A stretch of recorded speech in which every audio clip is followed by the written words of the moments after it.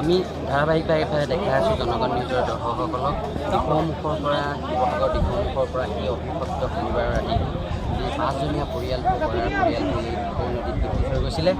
আৰু এতিয়া আমি গাড়ীখন উদ্ধাৰ হৈছে। মই পোনপটীয়াভাৱে সেয়া সম্প্ৰচাৰ আপোনালোকক দেখুৱাই আছোঁ জনগণ নিউজৰ দৰ্শকসকলক। উদ্ধাৰ অভিযান চলি আছে। গাড়ীখন ইতিমধ্যে ঘটনাস্থলীৰ পৰা 300 মিটাৰ দূৰত উদ্ধাৰ হৈছে।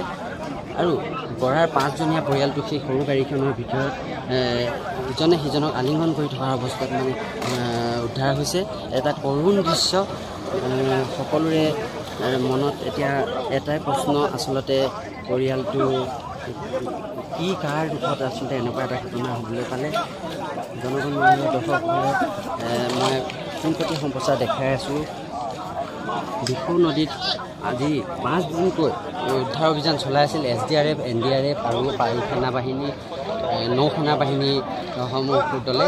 আৰু 5 দিনৰ মূৰত আজি 11 বজাত উদ্ধাৰ হৈছে ঘটনাস্থলীৰ পৰা 300 মিটাৰ দূৰত সেই অভিশপ্ত গাড়ীখন।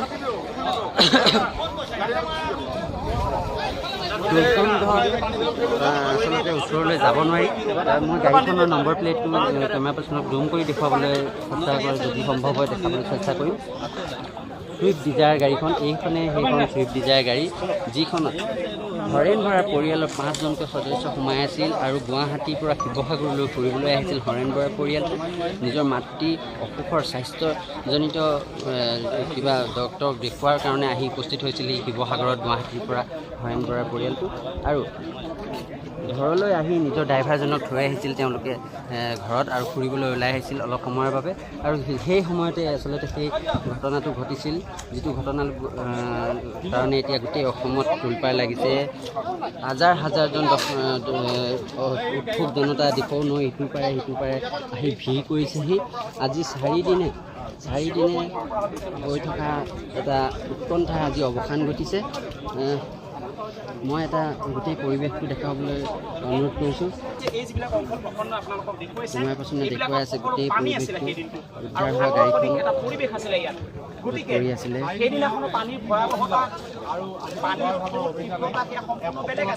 আমি জনগণ নিউজৰ দৰ্শকসকলৰ গ্ৰাউণ্ড জিৰ' ৰিপৰ্ট দেখুৱাই আছোঁ। সকলোৱে ঘটনাস্থলীৰ পৰা আজি পুৱাৰ পৰা আমি আহি ইয়াতে উপস্থিত আছোঁ। আজি 4 দিন ধৰি আমি আমাৰ এই নিউজ আপোনালোকক দেখুৱাই আছোঁ। আৰু এতিয়া এই মুহূৰ্তত গৈ 300 মিটাৰ দূৰত ঘটনাস্থলীৰ পৰা গাড়ীখন উদ্ধাৰ হৈছে।